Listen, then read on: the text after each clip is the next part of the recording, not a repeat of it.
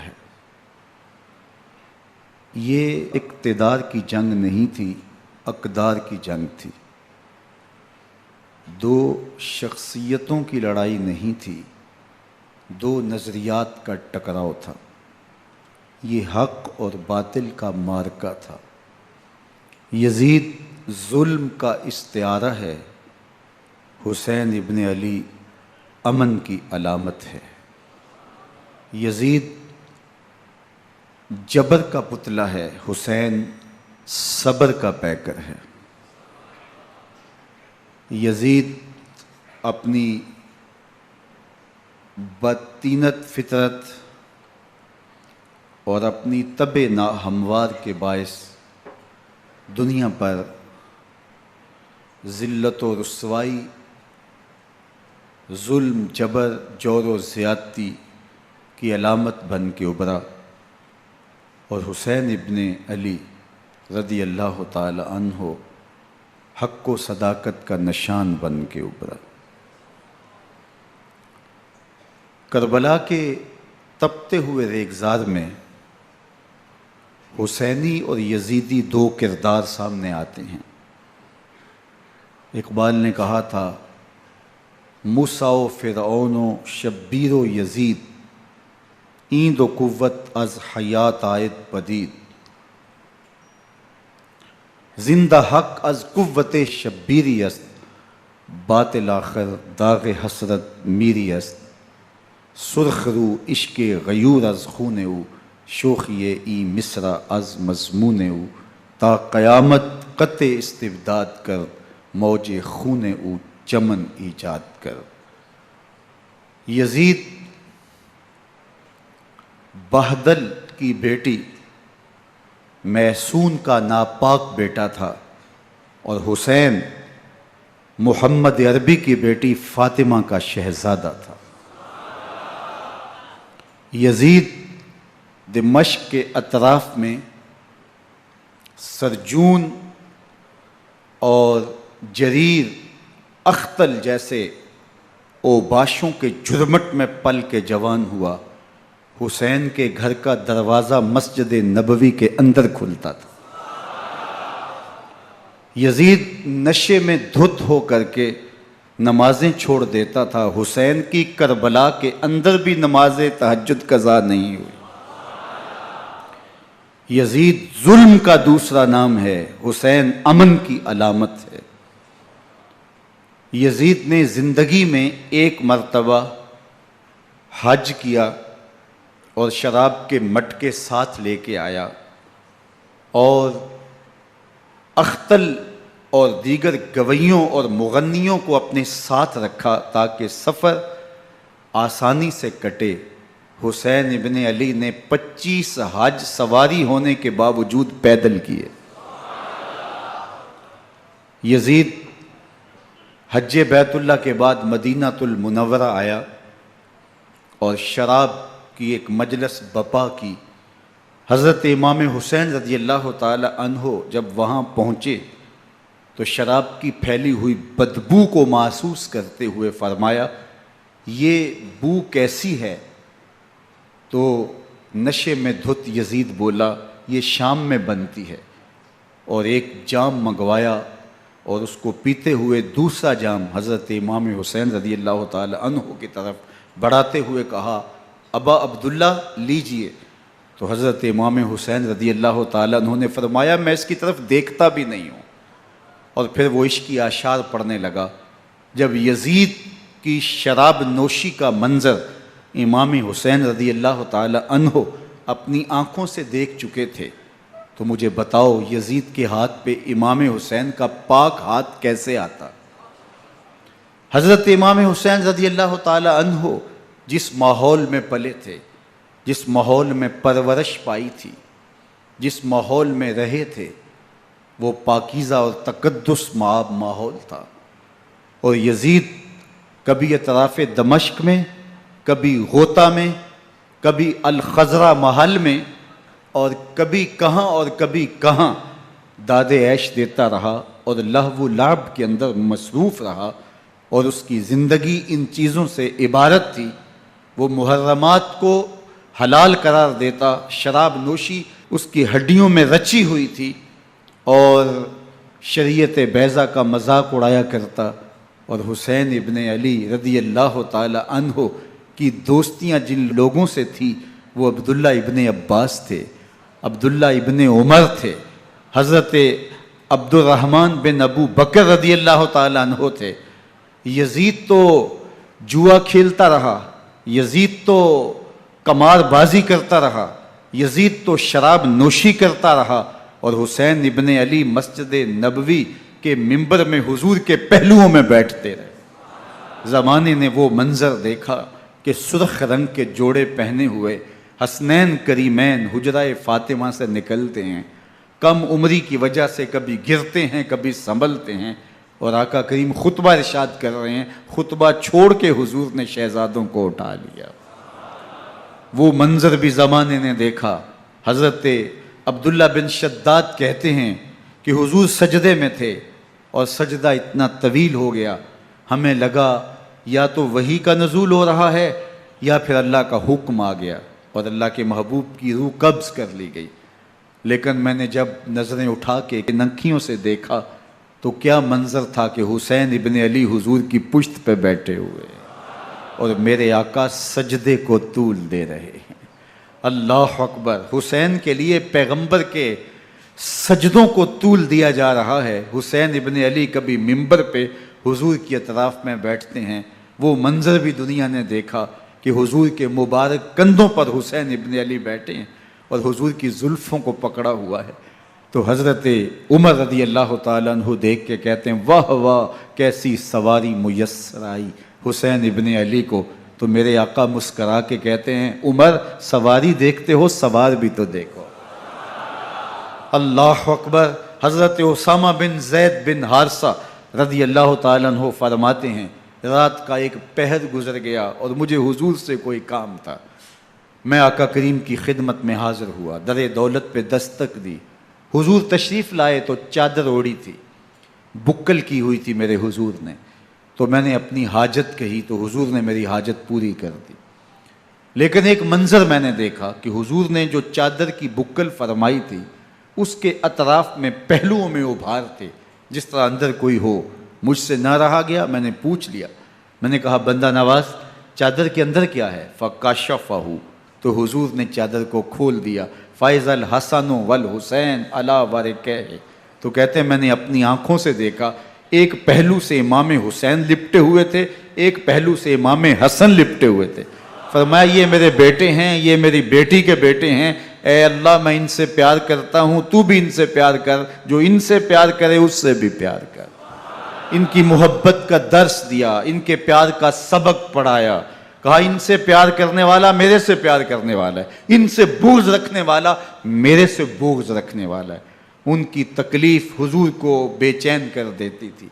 حضرت سیدہ فاطمہ الزہرا رضی اللہ تعالی عنہ کے گھر کے قریب سے گزرے تو حضرت امام حسین کے رونے کی آواز آ رہی تھی، تو آقا کریم علیہ السلام نے فرمایا کہ فاطمہ حسین کو چپ کرواؤ، الا تعلمی ان بقاءہ یوزینی، تو جانتی نہیں حسین کا رونا مجھے دکھ دیتا ہے۔ حسین ابن علی کو حضور رونے نہیں دیتے تھے، ان کو دکھی نہیں ہونے دیتے تھے، کیونکہ رسول اللہ صلی اللہ علیہ وسلم جانتے تھے کہ یہ کتنے دکھ سہے گا، کتنی تکلیفوں سے گزرے گا اور کتنے مصائب سہے گا۔ زمانے نے وہ گھڑیاں بھی دیکھیں کہ حضرت حذیفہ بن یمان رضی اللہ تعالیٰ عنہ فرماتے ہیں کہ میں حضور کی خدمت میں نماز مغرب کی ادائیگی کے لیے حاضر ہوا، اور میں نے یہ اجازت خاص طور پہ اپنی ماں سے اس شرط پہ لی تھی کہ امی آپ مجھے اجازت دیں، میں حضور کی خدمت میں حاضر ہوتا ہوں، مغرب کی نماز بھی ادا کروں گا اور پھر حضور سے عرض کروں گا حضور میرے لیے اور میری ماں کے لیے بخشش کی دعا کر دیجئے۔ ماں نے اس شرط پہ اجازت دے دی اور میں حضور کی خدمت میں آ گیا، نماز مغرب ادا کی، سلام پھرا تو میرے دل میں آرزو تھی میں حضور سے عرض کروں حضور میرے لیے اور میری ماں کے لیے مغفرت کی بخشش کی دعا کر دیں، لیکن حضور عبادات میں ذکر میں نوافل میں ایسے مشغول ہوئے کہ میں آرزو رکھنے کے باوجود بھی عرض نہ کر سکا۔ خیر نماز عشاء کا وقت ہوا، اذان پکاری گئی، حضور مصلی پہ آئے، نماز پڑھی، سلام پھرا تو میرے دل میں پھر خیال آیا کہ ماں سے ایک نماز کی چھٹی لی تھی، نمازیں بھی 2 ہو گئیں، ماں نے جاتے پوچھنا ہے حضور سے میرے لیے اور اپنے لیے مغفرت کی بخشش کی دعا کروائی تھی تو کیا جواب دوں گا؟ اور حضور اٹھے اور کاشانہ اقدس کی طرف چل دیے۔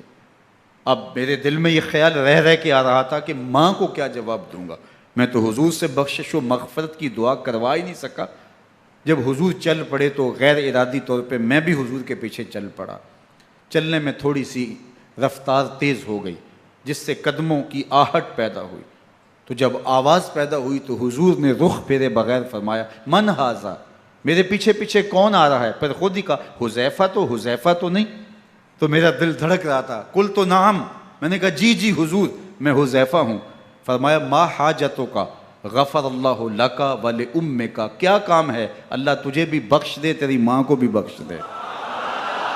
اب جو کام تھا وہ جنبش لب سے پہلے ہی ہو گیا، یہاں تو لفظوں کا سہارا بھی نہیں لینا پڑتا، وہ بند لبوں کی بولیاں بھی سنتے ہیں۔ اقبال بولا ہے فروغت صبح آثار و دہور، چشم تو بی نندائے ما فی الصدور، تیری نظر تو سینوں کے چھپے راز بھی دیکھتی ہے۔ تو کہا ما حاجتوں کا غفر اللہ لک ولامک، اللہ تجھے بخش دے، تیری ماں کی بھی مغفرت کر دے، کیا کام ہے؟ اب جو کام تھا وہ تو ہو گیا۔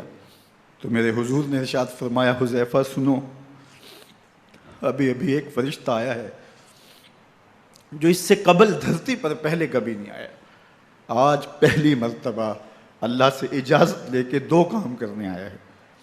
ایک تو مجھے سلام کرنے آیا ہے اور دوسرا خوشخبری دینے آیا ہے کہ آپ کی بیٹی فاطمہ جنتی عورتوں کی سردار ہے اور حسن اور حسین جنتی جوانوں کے سردار۔ ایک طرف یزید ناپاک میسون کا پلیت بیٹا اور ایک طرف محمد عربی کا نواسا، فاطمہ کے دودھ کا اثر، علی المرتضیٰ کے خون کی تاثیر، رسول اللہ صلی اللہ علیہ وسلم کے کندھوں پہ بیٹھنے والا۔ ایک دن حضور نے امام حسین رضی اللہ تعالیٰ عنہ کے ہاتھ پکڑ لیے اور ان کے پاؤں اپنے پاؤں پہ رکھے اور پھر فرمایا بیٹے آگے بڑھو، اور ان کے پاؤں حضور کی پنڈلیوں پہ آئے۔ پھر کہا بیٹے اور آگے بڑھو، حتیٰ کہ ان کے پاؤں حضور کی رانوں پہ آئے۔ پھر فرمایا بیٹا اور آگے بڑھو، تو ان کے پاؤں حضور کے مبارک بطن اقدس پہ آئے۔ پھر بازوؤں کو کھینچ کے اپنے قریب کیا اور حسین ابن علی کے منہ میں اپنی زبان رکھ دی، اور وہ اس طرح چوس رہے تھے جس طرح کھجور چوسی جاتی ہے۔ تو اللہ کے محبوب علیہ السلام نے حسین ابن علی کو اپنی زبان کا لعاب دہن دے کر کے، وہ شیر رحمت دے کر کے، وہ کوثر و تسلیم سے پاکیزہ تر آب رحمت عطا کر کے ان کی ہمیشہ کے لیے پیاس بجھا دی، تاکہ کل کربلا کے تپتے ہوئے ریگزار میں حسین ابن علی کو پیاس کی شدت تنگ نہ کرے اور پائے استقلال میں لغزش نہ آنے پائے۔ ان نازوں سے پالے ہوئے حسین کو، ان محبتوں سے پالے ہوئے حسین ابن علی کو امتحان بھی اتنے بڑے درپیش تھے۔ یاری تیری سونا پر ازمیشاں تیریاں اگ، سونا پرکھیا جامدہ ہے نال اگاں دے لگ۔ جتنا بڑا شخص ہوتا ہے اتنی آزمائشیں بھی بڑی ہوتی ہیں۔ پیغمبر رحمت کی آغوش میں کھیلنے والا، حجرہ فاطمہ کا جانشین، مصلی رسول کا وارث، منبر رسول صلی اللہ علیہ وآلہ وسلم پر حضور کے مبارک پہلو اور گود میں بیٹھنے والا حسین، حضور کی زبان چوسنے والا حسین، حضور کے کندھوں پہ سواری کرنے والا حسین، آقا کریم علیہ الصلوۃ والسلام کے مبارک سجدے کی حالت کے اندر حضور کی پشت پہ کھیلنے والا حسین، جس حسین کا دروازہ مسجد نبوی کے اندر کھلتا تھا اور یزید کی کرتوتوں کے چشم دید گواہ تھے۔ یزید جب تخت نشین ہوتا ہے تو اسے یہ فکر ہوتی ہے کہ امام حسین، عبداللہ بن زبیر، عبداللہ بن عمر، عبداللہ ابن عباس یہ میری بیعت کریں، اور وہ ولید بن عقبہ کو لکھتا ہے کہ ہر صورت میں ان کی بیعت لو، اور اگر بیعت نہ دیں تو سختی کرو۔ حضرت امام حسین رضی اللہ تعالی عنہ کو بلاوا آتا ہے کہ آپ کو دارالامارت میں گورنر ہاؤس میں بلایا جا رہا ہے، ولید بن عقبہ کا پیغام آپ کو پہنچتا ہے۔ آپ اس وقت فرماتے ہیں کہ اس وقت جو پیغام پہنچا ہے وہ کسی خطرے سے خالی نہیں ہے، تو کچھ سواروں کو ساتھ لیا، کہا تم دارالامارت کے باہر کھڑے رہنا، اگر میری آواز بلند ہوئی تو اندر آ جانا، ورنہ تم انتظار کرنا۔ آپ اندر گئے۔ ولید بن عقبہ نے مروان کو بھی بلایا تھا۔ مروان بن حکم یہ گورنر مدینہ ولید سے پہلے رہ چکا ہے، تو اس نے مشورہ دیا کہ سختی کی جائے۔ خیر ولید بن عقبہ نے کہا کہ یہ خط ہے، حضرت امیر معاویہ کا انتقال ہو گیا اور یزید تخت نشین ہوا ہے، لہٰذا وہ آپ سے بیعت کا مطالبہ کرتا ہے۔ تو حضرت امام حسین رضی اللہ تعالیٰ عنہ نے فرمایا کہ میرے جیسا شخص یوں چھپ کے بیعت نہیں کر سکتا، اور آپ واپس پلٹے۔ مروان بن حکم نے ولید بن عقبہ کو کہا کہ یہ موقع ہے، جانے نہ دیا جائے، اگر یہ نکل گئے تو دوبارہ تم قابو نہیں پا سکو گے، اور انہیں یہیں قتل کر دیا جائے۔ حضرت امام حسین رضی اللہ تعالیٰ عنہ نے یہ بات سن لی۔ کہتے ہیں حضرت امام حسین انہی قدموں کے بل واپس پلٹے اور مروان بن حکم سے مخاطب ہو کے کہا، مروان کیا بول رہا ہے؟ وہ خاموش ہو گیا۔ فرمایا تو جانتا نہیں ہم کون ہیں؟ آنا حسین ابن علی ابن ابی طالب، میں حسین ہوں، میں علی کا بیٹا ہوں، ہمارے گھر میں قرآن اترتا رہا ہے، وحی کا نزول ہوتا رہا ہے، اور یزید فاسق ہے، فاجر ہے، مسلمانوں کا قاتل ہے اور شرابی ہے، میں ڈنکے کی چوٹ پہ یزید کی بیعت سے انکار کرتا ہوں۔ بس حیدری کچھار سے محمدی شیر نکل آیا ہے۔ اب اوسان خطا ہو گئے، راستہ چھوڑ دیا، واپس آئے، سیدہ زینب سے ملے، کہا مدینے کو چھوڑنا پڑے گا۔ کہا بھیا کیا ہوا؟ کہا یزید بیعت لینے پہ مصر ہے اور میں کسی صورت بھی بیعت نہیں کروں گا۔ رسول اللہ کا مدینہ ہمارے خون سے لالہ زار بنے گا، میں نہیں چاہتا کہ حضور کے شہر نور کی حرمت پامال ہو۔ دوستو وہ کیسا منظر ہوگا جب حسین ابن علی نے آخری حاضری حضور کے روضے پہ دی ہوگی۔ حاجی یا معتمر 10 دن کے لیے، 8 دن کے لیے، 20 دن کے لیے مدینہ المنورہ عارضی سکونت اختیار کرتا ہے، اور حضور کے روضہ انور سے، اس شہر نور سے، ان گلیوں سے، ان بام و در سے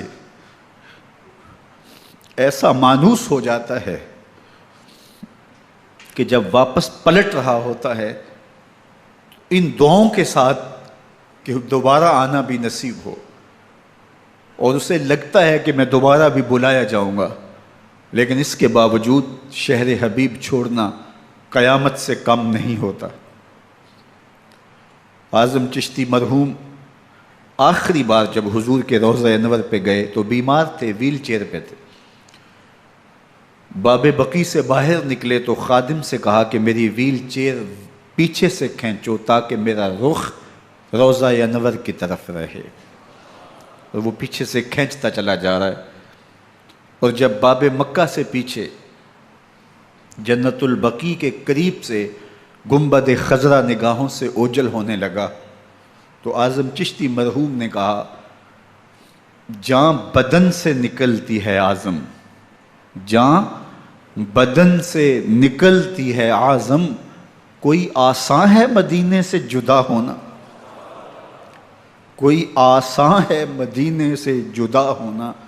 یہ اس شخص کی کہانی ہے جو 10 دن، 5 دن، مہینہ، 2 ماہ وہاں رہتا ہے، اور پھر اس شہر کو چھوڑ کے آنا اس کے لیے آسان نہیں ہوتا۔ اور مجھے بتاؤ کہ حسین جو پیدا مدینے میں ہوا، جس کے گھر کا دروازہ مسجد نبوی کے اندر کھلتا تھا، جو مسجد نبوی کے اندر پرورش پا کے جوان ہوتا ہے اور مدینے کی گلیوں میں کھیلتا رہا، اس حسین ابن علی کے لیے مدینہ چھوڑنا، اور پھر وہ اس بات کا علم اور شعور رکھتے تھے کہ یہ آخری بار حضور کے در پہ حاضری ہے، دوبارہ اس شہر نور میں نہیں آ سکوں گا، تو کیا قیامت ہوگی اور کیا منظر ہوگا۔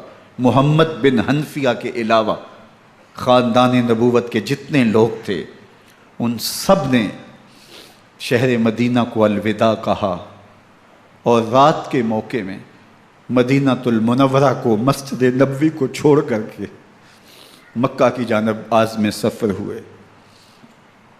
3 شعبان المعظم کو مکہ المکرمہ پہنچتے ہیں، ادھر کوفیوں کے خطوط آنے شروع ہو جاتے ہیں۔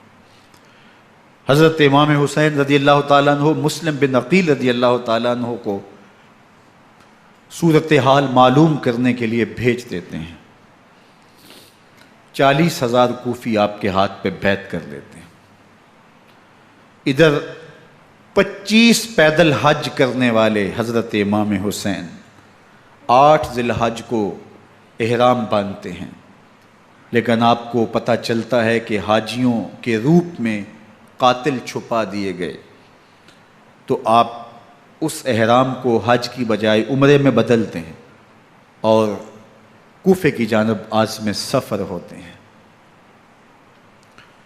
کائنات والو، ذرا سینے پہ ہاتھ رکھ کے دیکھو کہ یہ کتنا مشکل مرحلہ تھا۔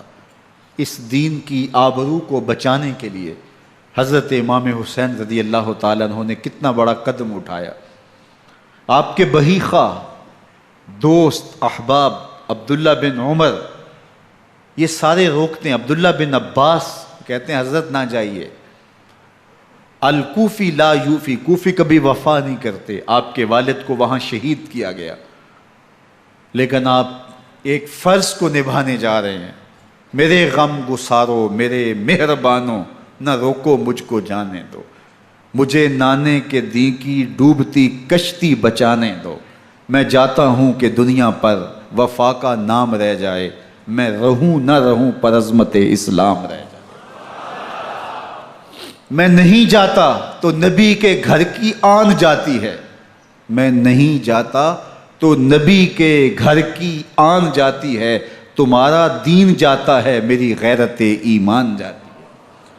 حضرت امام حسین یہاں سے چلتے ہیں، ابھی راستے میں ہی پہنچتے ہیں کہ یہ خبر آتی ہے کہ کوفے والوں نے بے وفائی کر دی، حضرت مسلم بن عقیل رضی اللہ تعالیٰ عنہ کو شہید کر دیا گیا، نعمان بن بشیر معزول کر دیے گئے، ابن مرجانہ ابن زیاد وہاں متعین کر دیا گیا جو سخت گیر شخص تھا، اور اس نے لوگوں کو ڈرایا، دھمکایا، اور کوفے کے لوگوں کے دل بدل گئے اور وہ بیعتیں توڑنے لگے۔ وہ منظر مسجد کوفہ کا کتنا دل گداز تھا، جب امام نماز کے لیے کھڑے ہوئے تو 40,000 لوگ آپ کے پیچھے تھا۔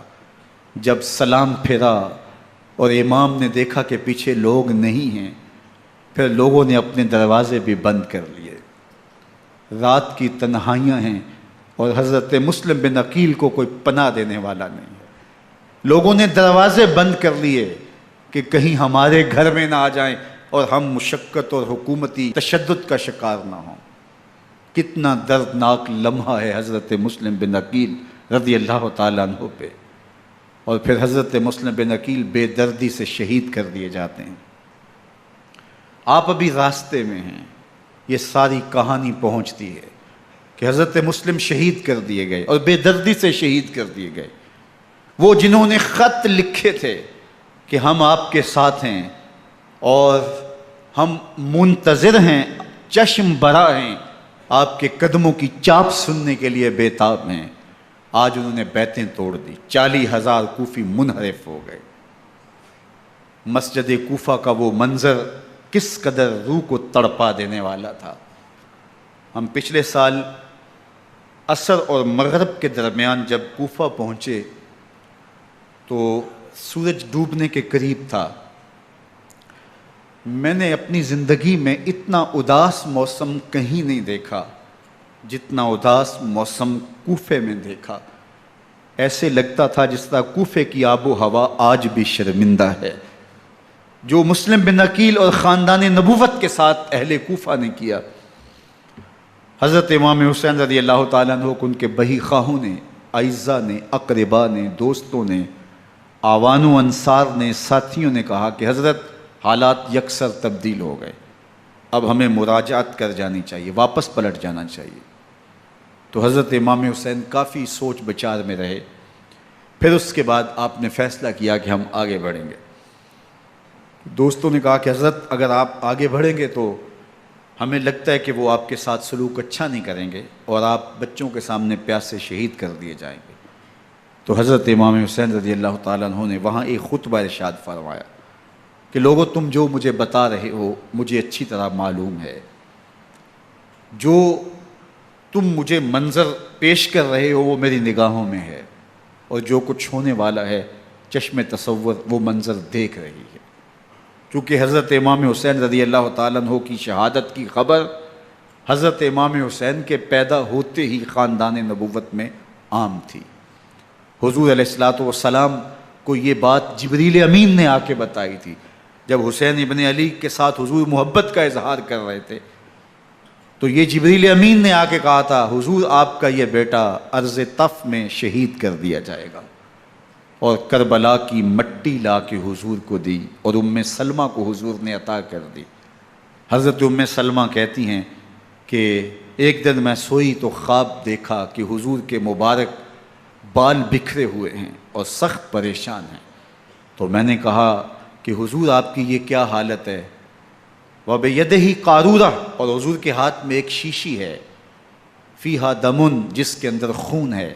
تو میں نے کہا حضور یہ کیا؟ فرمایا میں قتل گاہ حسین سے آ رہا ہوں اور یہ حسین ابن علی کا خون ہے۔ تو کہا 10 محرم کا دن تھا، دوپہر کا یہ منظر تھا، میں قیلولہ کر کے اٹھی، جب میں نے دیکھا تو وہ شیشی جس میں کربلا کی مٹی رکھی تھی وہ خون بن چکی تھی۔ تو یہ خبر پہلے دی گئی تھی، یہ بتا دیا گیا تھا۔ فرمایا میرے دوستو جو تم مجھے بتاتے ہو میں اس سے بے خبر نہیں ہوں، یہ سب کچھ ہونے والا ہے، لیکن اس کے باوجود میں کیوں جا رہا ہوں؟ تو آپ کا ایک تاریخ ساز جملہ ہے جو کربلا کے فلسفے کو ہمارے سامنے رکھتا ہے کہ یہ اتنا بڑا امتحان کیوں دیا۔ حضرت امام حسین رضی اللہ تعالیٰ عنہ نے فرمایا وَلَكُمْ فِيَّ أُسْوَةٌ، میں اس لیے جا رہا ہوں قیامت تک ظلم، جبر اور ناانصافی کے خلاف کھڑے ہونے والوں کے لیے کوئی نمونہ تو ہو۔ میری زندگی قیامت تک ظلم، جبر اور استحصالی نظام کے خلاف کھڑے ہونے والوں کے لیے نمونہ ہے۔ تو حضرت امام حسین رضی اللہ تعالیٰ عنہ نے حق اور باطل کے درمیان ایک سرخ لکیر کھینچ دی اپنے خون سے۔ اب حق اور باطل کا امتیاز کرنا مشکل نہیں ہے، کوئی باطل پہ اڑا رہے تو الگ بات ہے، لیکن امتیاز کرنا مشکل نہیں ہے۔ حدود بالکل واضح کر دی۔ اقبال نے یہاں کتنی خوبصورتی کے ساتھ اس مضمون کو نبھایا۔ سرخ رو عشق غیور از خون او، شوخی این مصرع از مضمون او، تا قیامت قطع استبداد کر، موج خون او چمن ایجاد کر۔ ایک جہاں آباد کر دیا، حق اور باطل کی راہیں اجال دی۔ اب لوگوں کو یزید کا چہرہ پہچاننے میں دیر نہیں لگتی، وقت کے ہر یزید کا چہرہ آسانی سے پہچانا جا سکتا ہے۔ یہ معرفت زمانے کو کروائی کس نے؟ حسین ابن علی نے کروائی رضی اللہ تعالی عنہ۔ تو حضرت امام حسین نے فرمایا کہ جو میرے ساتھ ہونے والا ہے میں اچھی طرح جانتا ہوں، لیکن میں اس کے باوجود آگے بڑھوں گا۔ پھر بڑھے اور کربلا میں جا کے خیمہ زن ہو گئے۔ 7 محرم کو پانی بند کر دیا گیا۔ پانی بند ہوا تو کھانا بھی میسر نہیں تھا، لیکن ذکر پانی کا ہوتا ہے اس لیے کہ کھانے کے بغیر انسان کئی دن کاٹ لیتا ہے، لیکن پانی کے بغیر گزر نہیں ہوتی۔ تو فرات کی نہر سامنے اپنی موجوں کے ساتھ چمک رہی ہے، لیکن ایک قطرہ آب بھی آل رسول کو نہیں دیا جا رہا۔ کائنات کے اندر ایسے انوکھے امتحان بھی ہوتے ہیں۔ وارث ہوں ساقی کوثر کے، مالک ہوں حوض کوثر کے، اور بیٹے ہوں ساقی کوثر کے، اور آج ایک بوند پانی کی بھی میسر نہ ہو۔ صبر کا امتحان ہے، عزیمت کا امتحان ہے۔ حضرت امام حسین رضی اللہ تعالیٰ عنہ خیمہ زن ہو گئے۔ 3 دن تک پانی بند رہتا ہے۔ 9 محرم کو رات کی تنہائی میں حملہ آور ہونا چاہتے ہیں، لیکن آپ نے کہا کہ ہمیں اللہ کے حضور عبادت اور ذکر کے لیے وقت دیا جائے۔ ساری رات ذکر میں گزرتی ہے، عبادات میں گزرتی ہیں۔ رات کے اندھیرے میں آپ چراغ بجھا دیتے ہیں۔ آوان و انصار کو کہتے ہیں کہ ان کی دشمنی میرے ساتھ ہے، انہیں میرا خون چاہیے، اگر تم رات کی تاریکی میں نکل جاؤ تو میں تم سے کوئی مواخذہ نہیں کروں گا، اور یہ بھی تمہارا پیچھا نہیں کریں گے، اس لیے کہ ان کا مطلوب تم نہیں ہو، ان کا مطلوب میں ہوں۔ جب چراغ جلایا تو کوئی بھی نہیں گیا۔ مسلم بن نوسجہ کھڑے ہو کے کہتے ہیں حضرت اگر ہمارے بدن کو 70 بار کاٹا جائے اور جلایا جائے اور ہواؤں میں اڑا دیا جائے پھر بھی آپ کا ساتھ نہیں چھوڑیں گے۔ 70 سال کے بوڑھے ہیں حبیب بن مظاہر، کہتے ہیں حضرت آپ کو چھوڑ کے جائیں کہاں، آپ کو چھوڑ کے جائیں کہاں؟ کوئی ساتھ چھوڑنے کے لیے تیار نہیں ہے۔ پیاس ہے، سخت گرمی ہے، کربلا کا ماحول ہے، 72 افراد اور خاندان کی خواتین میدان کربلا میں خیمہ زن ہیں۔ دوسری طرف لشکر اعداء اشقیا 22,000 کی تعداد میں مقابلے میں، ایک روایت 30,000 کی ہے۔ ان صرف 72 پیاسے لوگوں کے لیے اتنے لوگوں کو جمع کرنے کا مقصد خوف زدہ کرنا تھا۔ شرط ہے کہ یا یزید کی بیعت کر لیں، محاصرے توڑ دیں گے، پانی دستیاب ہوگا، اعزاز و اکرام سے نوازا جائے گا، خزانوں کے منہ کھول دیے جائیں گے۔ لیکن حسین ابن علی کہتے تھے سب کچھ لٹ جائے گا، باطل کے ہاتھ پہ ہاتھ نہیں رکھوں گا۔ اللہ اکبر۔ اب صبح طلوع ہوتی ہے، عاشور کا دن چڑھتا ہے، سورج اپنی پوری تمازت کے ساتھ گرمی برسا رہا ہے۔ آج خاندان نبوت کا امتحان زمانے نے دیکھنا ہے۔ رسول اللہ کا لعاب چوسنے والا اس کے صبر کا آج امتحان ہے۔ حضور کے کندھوں پہ کھیلنے والے حسین کا آج امتحان ہے۔ اللہ اکبر۔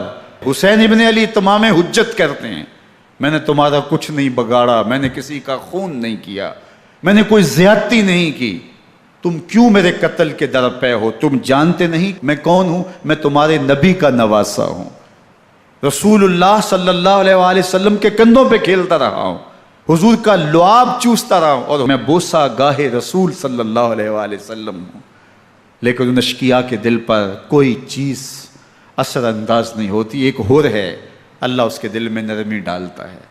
پہلے تو امام حسین کو گھیر کے لے کر کے آتا ہے، لیکن بعد میں وہ قافلہ یزید سے قافلہ حسین کی طرف آ جاتا ہے۔ امام حسین فرماتے ہیں تو دنیا میں بھی ہور ہے، آخرت میں بھی ہور ہے، آزادی مل جاتی ہے۔ باقی 22,000 کا لشکر جرار امام حسین کے قتل کے در پائے ہے۔ پھر تاریخ نے خاندان نبوت کا وہ انوکھا امتحان دیکھا۔ حضرت امام حسین کے بچے بالخصوص خواتین پیاس کی شدت میں حلق خشک ہیں۔ حضرت سکینہ تڑپ کے اپنے باپ سے کہتی ہیں کہ مجھے 6 ماہ کے علی اصغر کی پیاس نہیں دیکھی جا رہی۔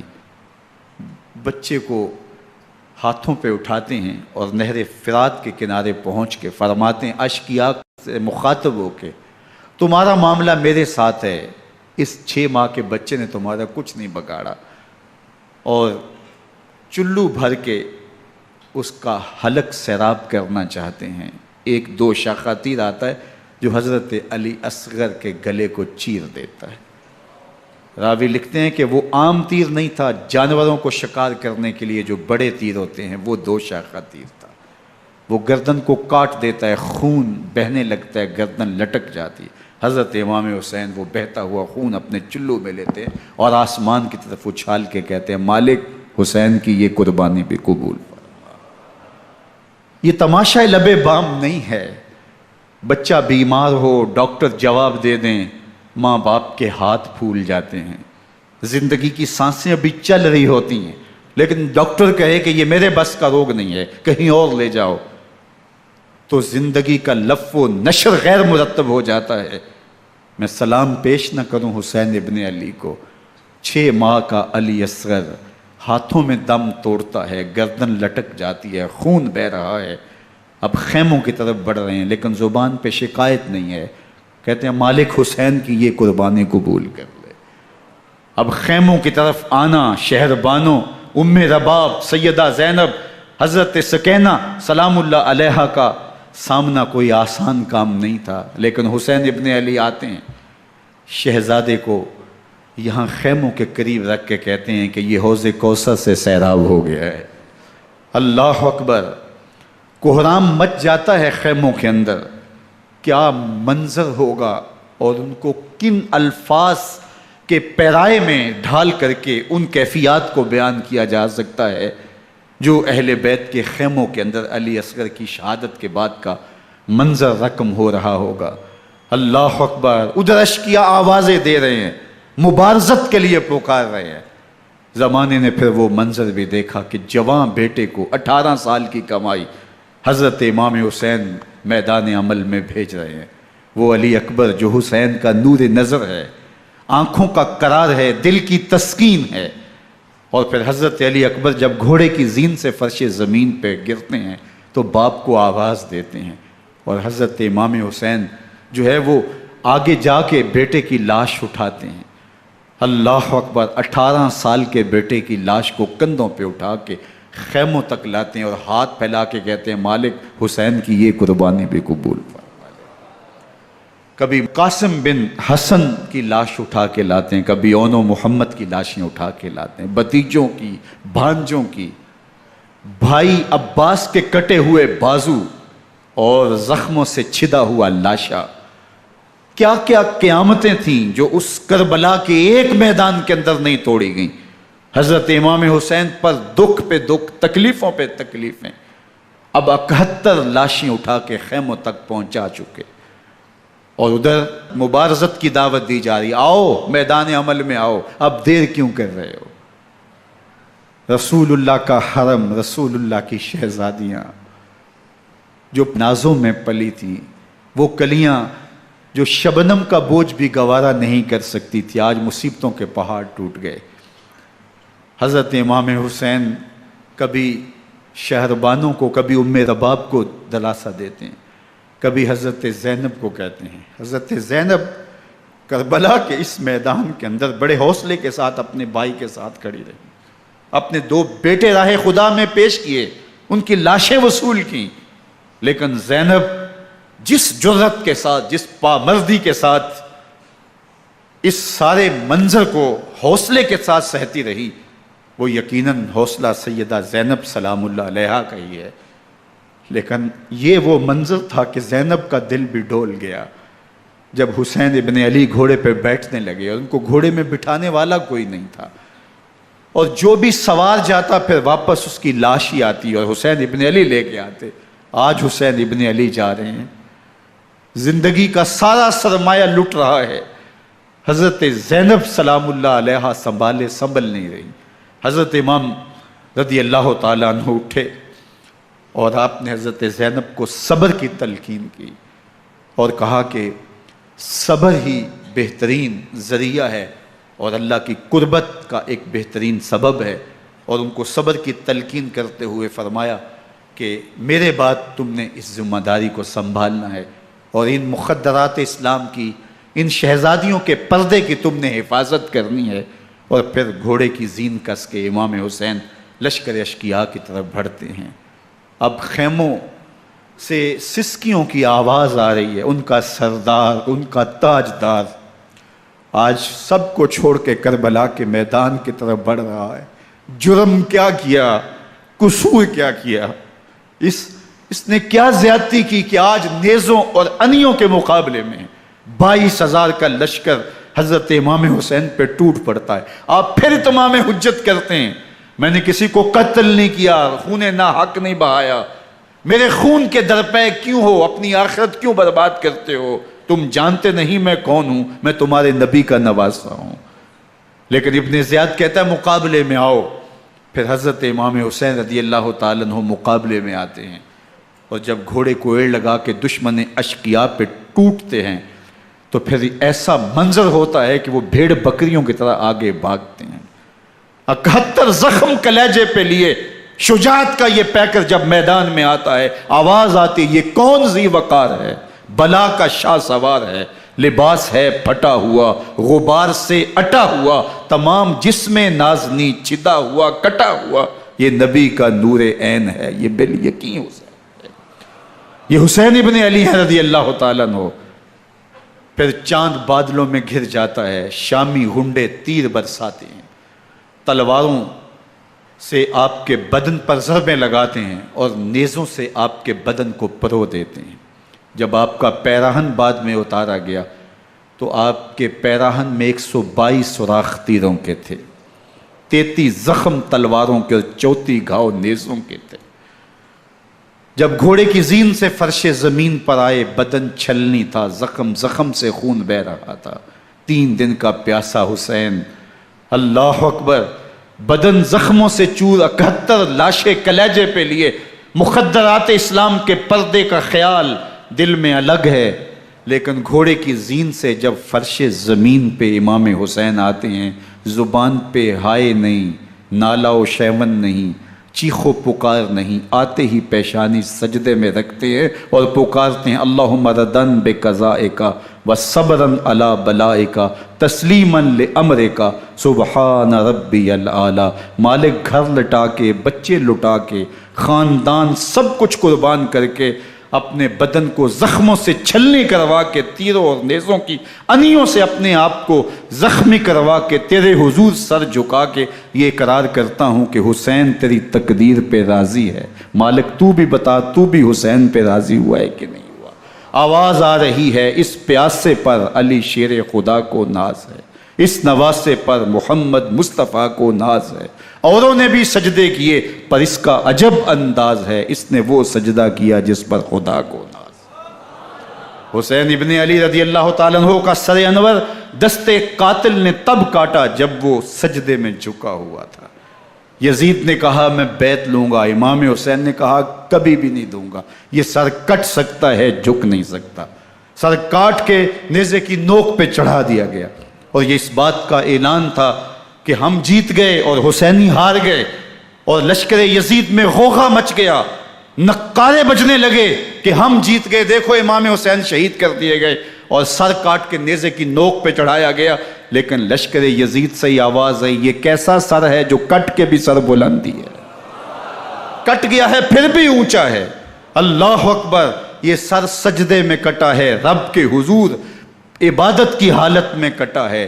حسین آج بھی سجدے میں ہے، اللہ اکبر، حسین آج بھی سجدے میں ہے، بلکہ کٹے ہوئے سر کا رخ زمین کی جانب تھا اور کٹی گردن آسمان کی طرف، یوں نیزے پہ پرویا گیا۔ اللہ اکبر، ایک شاعر نے نقشہ کھینچا، بآنکھ سر نیزے پہ اور سوئے زمین ہے روح، یعنی سجدہ ثانی کی ہے آرزو۔ رکعت کے 2 سجدے ہوتے ہیں، ابھی ایک سجدہ ہوا تھا کہ دست قاتل نے سر کاٹ دیا، کہا حسین کی پیشانی میں دوسرے سجدے کی تمنا مچل رہی ہے۔ یہ تھا حسین ابن علی کا سجدہ، ساری زندگی رب کے حضور سجدہ قضا نہیں ہونے دیا۔ آج پانی نہیں ہے، اللہ اکبر، آج تیمم کر لیتے ہیں، آج اپنے خون کو اوڑھ کر کے حسین نے اپنی پیشانی اپنے مالک کے حضور جھکا کر کے عظیمت کی وہ انوکھی داستان رقم کر دی کہ صدیاں گزرنے کے باوجود بھی ان کی یادوں کے چراغ روشن ہیں۔ جب حضرت امام حسین اور دوسرے آیان و انصار کو شہید کر دیا گیا تو ان کے سر نیزوں کی نوک پہ چڑھا دیے گئے۔ حضرت امام حسین کا کٹا ہوا سر اور باقی 71 افراد کے کٹے ہوئے سر نیزوں کی نوک پہ، اور 10 سواروں کو ابن سعد نے کہا کہ ان کو رون دو، اور گھوڑوں کی ٹاپوں تلے حضرت امام حسین رضی اللہ تعالیٰ عنہ اور ان کے آوان و انصار کو جو ہے وہ روندا گیا، حتیٰ کہ ان کی استخوان مبارک، ان کی ہڈیاں بھی چور چور ہو گئیں۔ روننے سے قبل ان کا لباس اتار لیا، ان کے کپڑے اتار لیے گئے۔ اللہ اکبر، کیسی دردناک گھڑیاں تھیں۔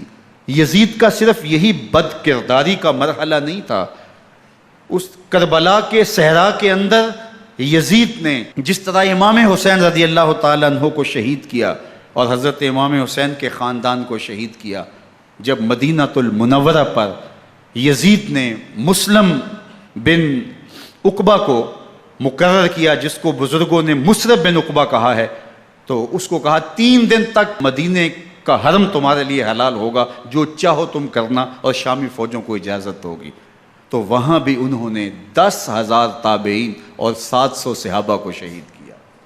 حضرت ابو سعید خدری رضی اللہ تعالیٰ عنہ گھر سے باہر نکلے، کافی بوڑھے ہو چکے تھے، تو انہوں نے حضرت ابو سعید خدری کو پکڑ لیا، کہا تم کون ہو؟ کہا مجھے ابو سعید خدری کہتے ہیں۔ تو کہا ہاں تمہارا نام سنا ہے، اور داڑھی سے پکڑ کے کھینچا اور کہا کہ ہے تمہارے پاس جو ہمیں دو؟ تو کہا کہ میرے پاس تو کچھ بھی نہیں، میں تو فقیر آدمی ہوں۔ تو ان کے گھر ان کو لے گئے، تو 2 کبوتر رکھے تھے حضرت ابو سعید خدری نے، تو وہ کبوتر لوٹ کے لے گئے۔ اللہ اکبر۔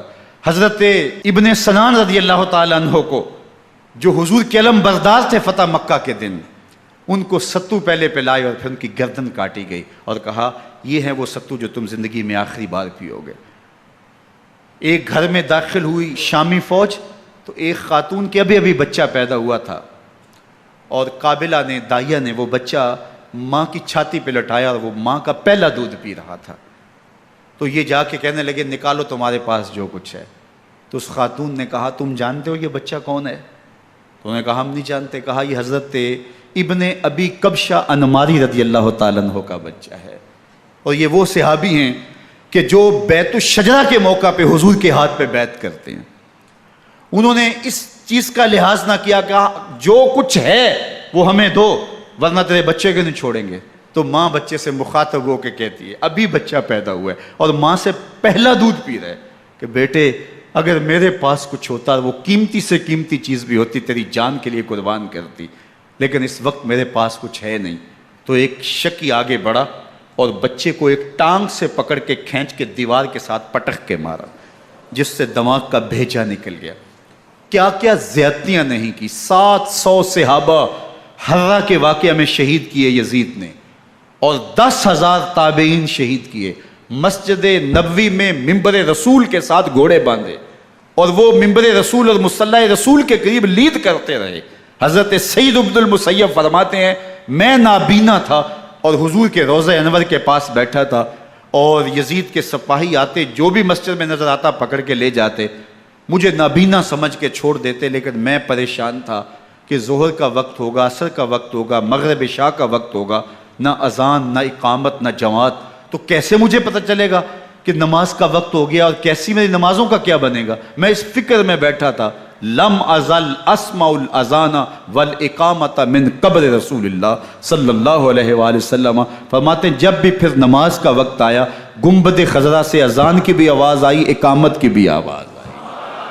3 دن تک مسجد نبوی کے اندر گھوڑے بندے رہے، اور مدینہ کی حرمت پامال کی۔ مدینہ کے گھروں کے اندر یہ بدکماش داخل ہوئے، اور جو بدکاریاں انہوں نے کی کلیجہ منہ کو آتا ہے۔ 1002 شیزائیں ان بدکاروں کی بدکاریوں کی وجہ سے کنواری حالت کے اندر حاملہ ہوئی۔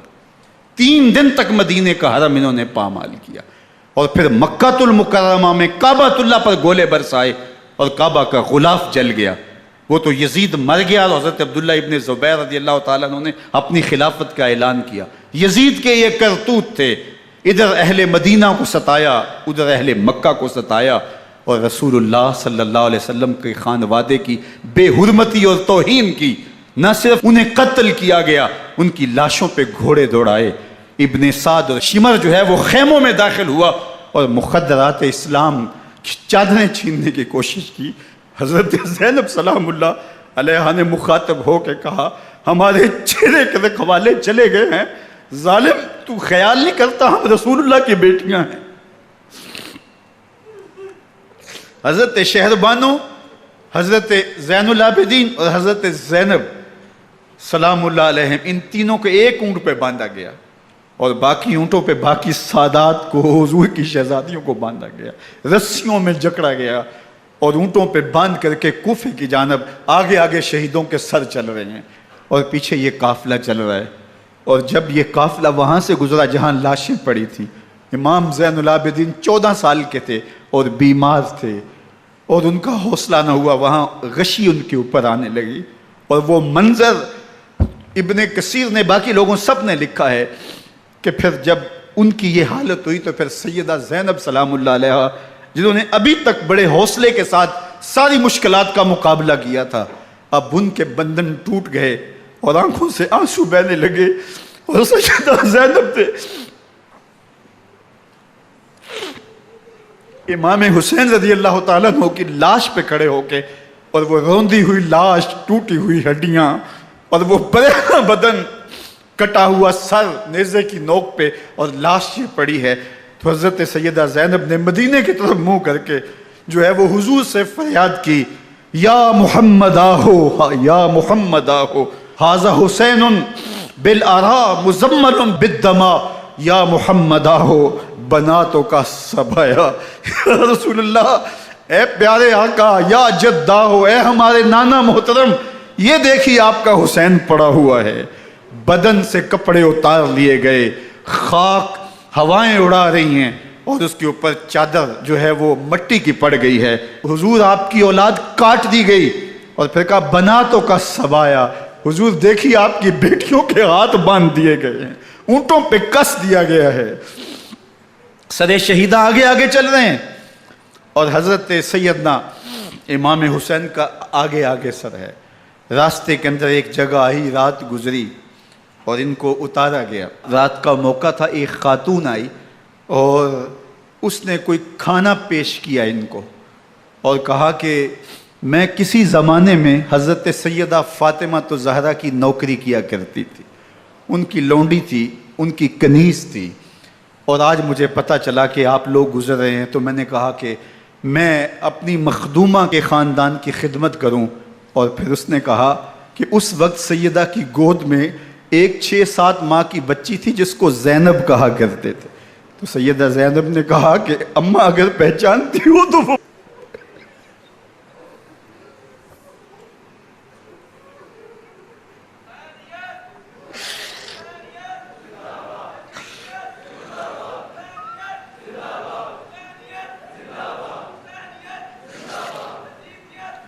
یہ تاراج اور لٹا ہوا کارواں پھر وہاں سے کوفے میں کیسے پہنچا، اور کوفے کے اندر سیدہ زینب سلام اللہ علیہا نے وہ یزید کے دربار میں، ابن زیاد کے دربار میں وہ جرأت آمیز جو باتیں کہیں، اللہ اکبر، زینب کی زبان میں علی کی خطابت بول رہی تھی، اور پھر دشمن اور دوست سارے رونے لگے، اور وہ کیا دل گداز منظر تھے۔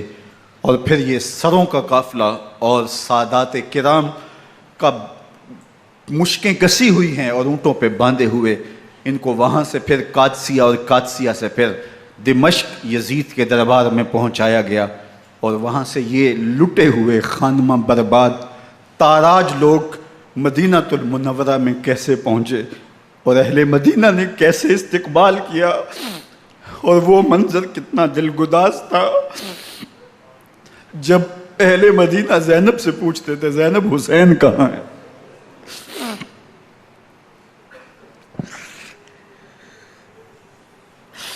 بے مروت بے وفا تیرا بھی کیا افسانہ ہے، جس نے اپنی ہی شمع کو گل کیا تو وہ پروانہ ہے۔ اپنے پیغمبر کے شہزادوں کو اور اپنے پیغمبر کی شہزادیوں کو جو دکھ اس امت نے دیے، یہ کائنات کی ایک انوکھی داستان ہے۔ اللہ ہمیں اسوہ شبیری پہ عمل کی توفیق عطا کرے اور ان کے نقوش پاک کی برکتیں دے، اہل بیت کی محبت ہماری روحوں میں جذب کر دے، اور جس عظیمت کے ساتھ، جس حوصلے کے ساتھ انہوں نے دکھوں کو جھیلا، جو دہکتی آگ کے شعلوں پہ سویا وہ حسین، جو جواں بیٹے کی میت پر نہ رویا وہ حسین، جس نے سب کچھ کھو کے کچھ نہ کھویا وہ حسین، مرتبہ اسلام کا جس نے دوبالا کر دیا، خون نے جس کے دو عالم میں اجالا کر دیا، جو کہ سوزے غم کو سانچے میں خوشی کے ڈھال کے مسکرایا موت کی آنکھوں میں آنکھیں ڈال کے۔ اے حسین ابن علی تم پر سلام، نازش آل نبی تم پر سلام۔ ذرا میرے ساتھ یہ پڑھ لیجئے، اے حسین ابن علی تم پر سلام،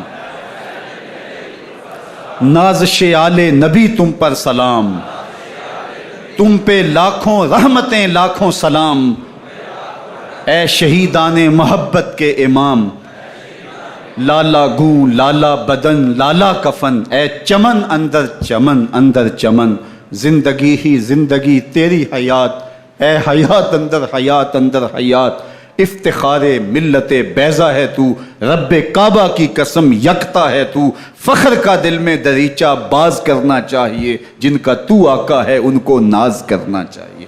وآخر دعوانا ان الحمد للہ۔